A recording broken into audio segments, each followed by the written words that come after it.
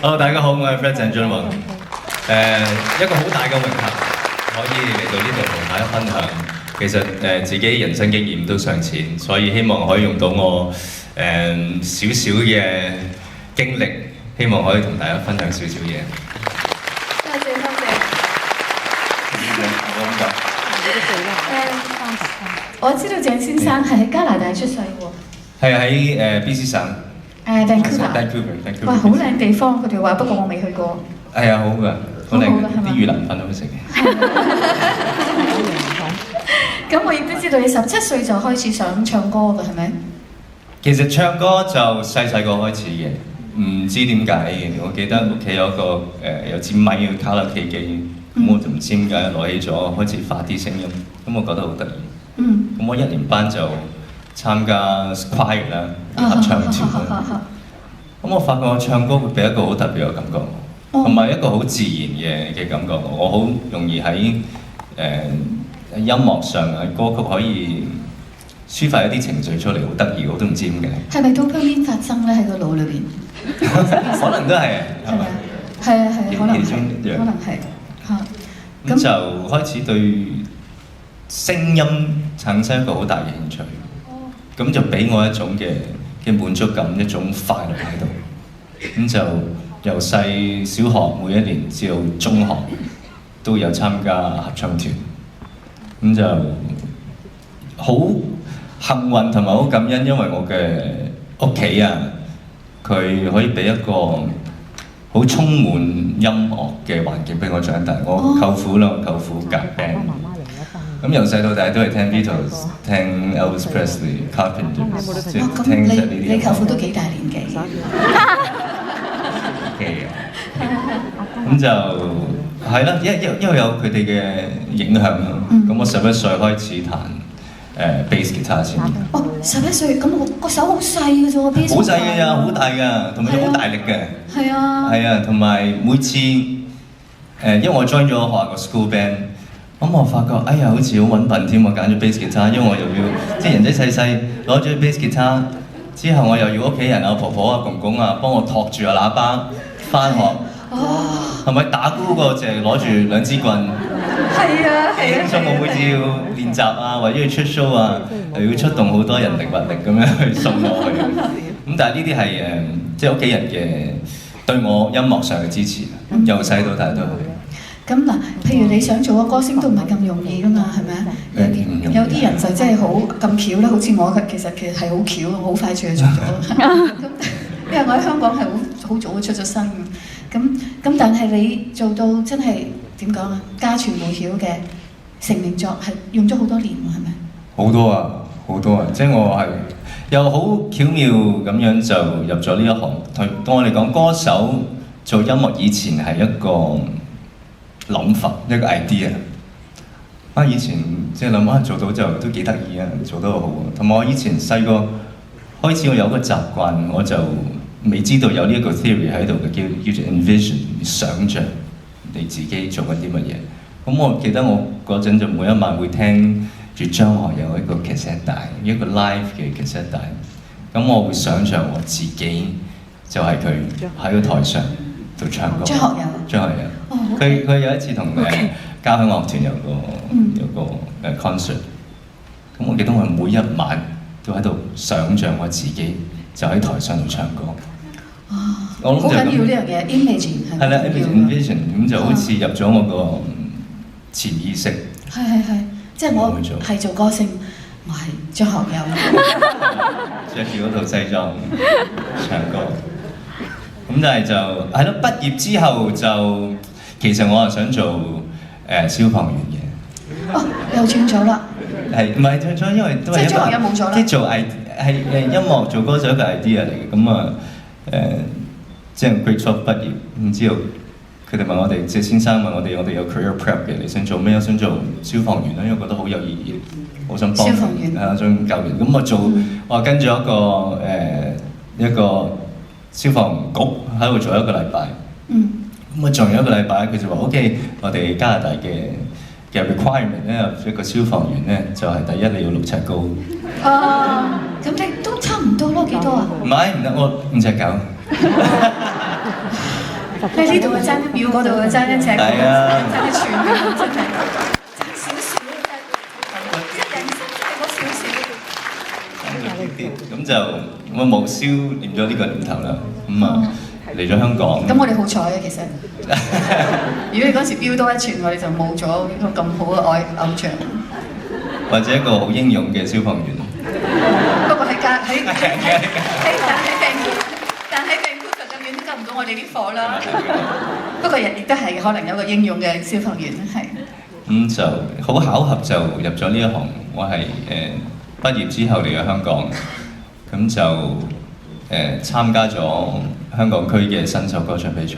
咁就諗住玩下嘅啫，但係就入咗初賽。入咗初賽？我以為入咗決賽。入咗初賽之後就再入到決賽。即係梗係入到決賽。今日我有以前華星嘅同事而家喺度，係佢有份揀我入去新秀，咁就咁簽咗唱片公司。係華星。華星唱片公司。我都以前都係華星。香港定係華星？華星，係啊華星。咁就17歲嗰陣，係咯，咁我覺得自己掂好掂，唔做消防員都唔後悔啦咁。即係咁啊 OK 咯，搞掂咗咯。我做咗2個月嘅歌手，之後有一日收到個電話就，喂，你聽日唔使返工。點解啊？因為之後先同你講啊。咁我第2日就頭條新聞見到華星結業。我都唔知道華星結咗業。之後就開翻，咁就即刻又打回個10啊，人生嘅10即刻跌落褲。咁但係你17歲嗰陣時嘅打擊好大。好大啊！真係，因為你尤其是你係一個好似個夢想成真嘅事，突然間咩話？唱片公司會執笠嘅咩？咁樣係嘛？係啊，真係唔能夠想像。如果17歲真係好打擊好大。咁你點算呢？嗰陣時點樣安慰自己？冇啊！冇安慰。唔識啊！唔識點去，但係就有一日就收到無線嘅電話，就問我有冇興趣參加訓練班。真係。好彩有無線。咁我就參加咗第18期嘅訓練班。初都唔知對演戲有冇熱誠，有冇咁嘅興趣，唔知，我淨係知道唱歌。嗰陣入到去就以為一個歌手，入去 TVB 希望可以再做翻歌手。咁但係讀緊訓練班呢個過程，我又揾到我另外一個興趣，好大嘅興趣就係演戲。原來。你中意演戲？原來係因為我諗多德老師啦、羅冠蘭老師啊，佢好似幫我開咗另外一道門。咁我覺得演戲對我嚟講同音樂好相近嘅，因為音樂我可以透過一首歌曲喺台上同大家分享我呢一刻嘅心情，或者代入嗰首歌嚟分享。演戲我可以匿埋喺一個角色後面，做另外一樣嘢，去發揮我自己內心嘅情緒。咁呢啲係另外一個抒發，同埋都係即係藝術嘅一種咁啊，就喺呢度揾到自己嘅興趣。咁啊喺無線就開始做啦。咁啊由最低嘅角色死屍啊，做茶客啊。我記得有一日我死咗3次，06通告咁就做一個清兵，係啦，之後就換衫做個民兵。之後再換衫做個村民，咁就係啦，由呢啲角色開始做，咁但係又好幸運，做咗2年到就開始有少少角色可以拍，咁啊拍咗套叫做《青出於藍》啦，有《心花放》啊，啲劇啊。咁但係過咗嗰幾年就突然之間冇公開。冇公開，咁有冇人工收？有嘅，都有嘅，但係即係冇得計 show 啊。真係好辛苦啊！冇公開。你知唔知有杯水？冇嘅，你講多啲得㗎啦。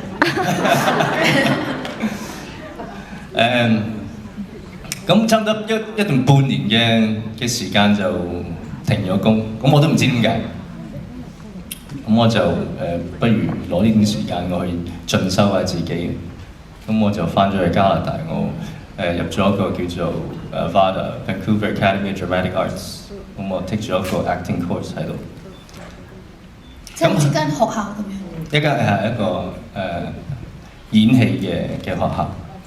咁喺嗰度我識到我一個 professor 我教授。咁原來佢係喺話劇、戲劇，佢有一個 masters 嘅學位。咁佢又開咗呢一間學校嚟教學生，但係佢拍嘅戲，佢做嘅劇集，你可能都未見過佢，佢可能都係做嗰個死屍，佢可能都係嗰個茶客。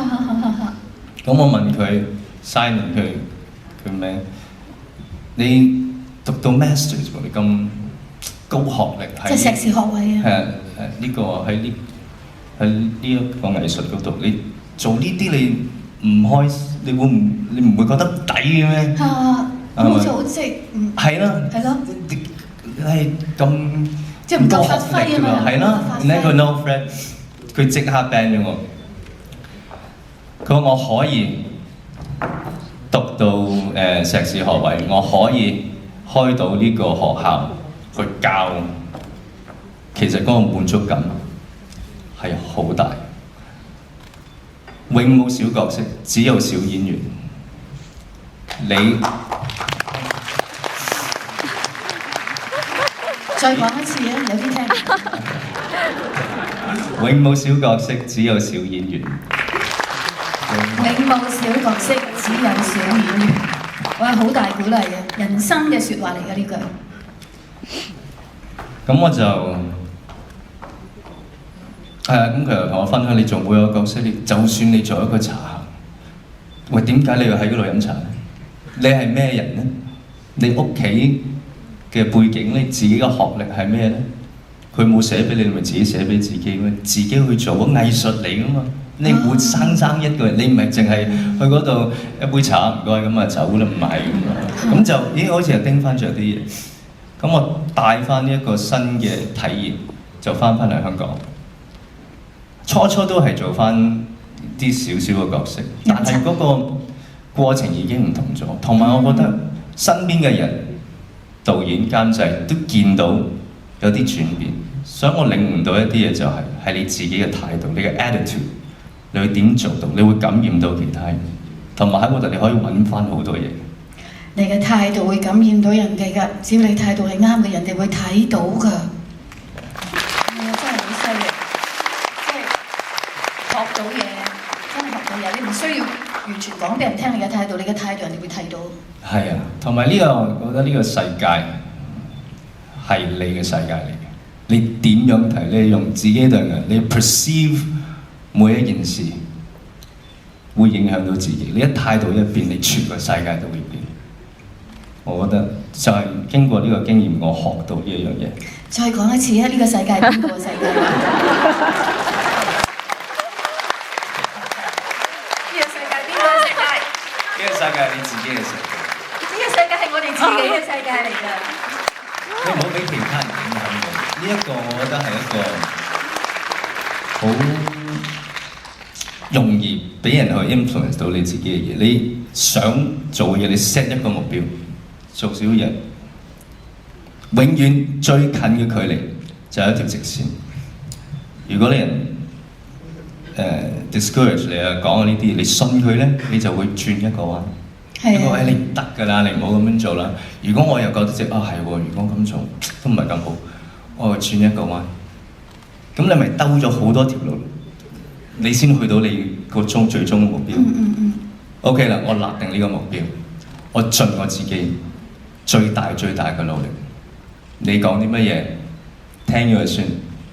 好嘅我會接納，如果唔好嘅我會思考，但係我仍然都要向前行。咁你就唔會行太多嘅冤枉路，雖然都行咗好多。但你問我會唔會即係 trade in 捱咗10幾年先可以做到個歌手，我唔會，我都會揀翻我呢一條路去做，因為你學嘅嘢永遠係屬於你嘅。咁你嘅成名作咧，無名氏。無名氏嚇。啲歌詞好犀利啊！好好，人海漂浮，無名氏太多。係咩？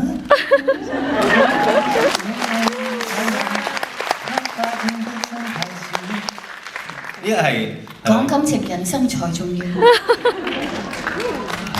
要唱㗎，要唱啊！唱。我記得我收咗呢首歌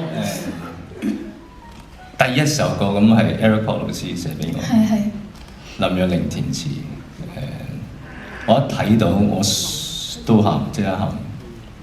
瑣碎日子，少個被忽略時，純熟的台詞，誰又會入耳？我第一句已經唔可以亂落去，因為太多嘅畫面喺度。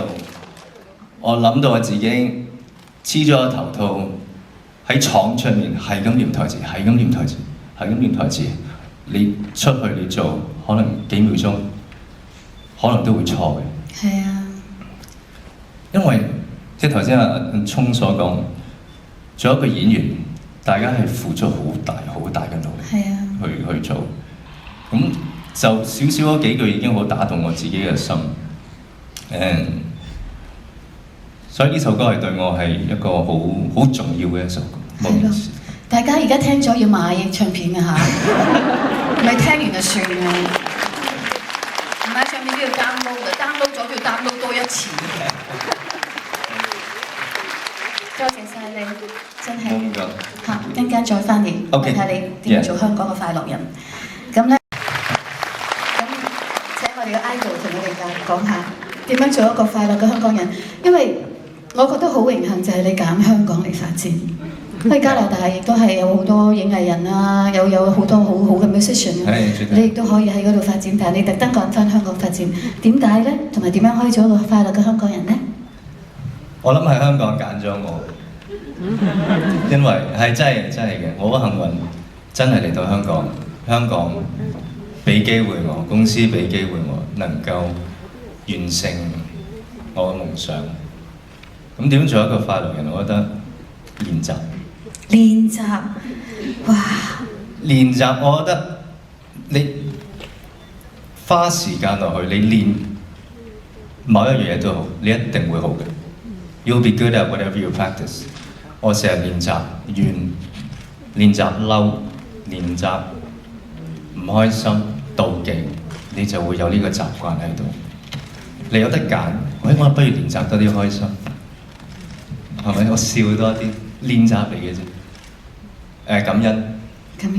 我有一個習慣，因為大家都可以試下，每一日臨起身嗰陣喺張床嗰度，就算你更唔想起身，我今朝先喺廣州翻嚟，咁今朝係一早起身，咁你諗，我自己諗，我有今日3件事我最感恩嘅，就係第一。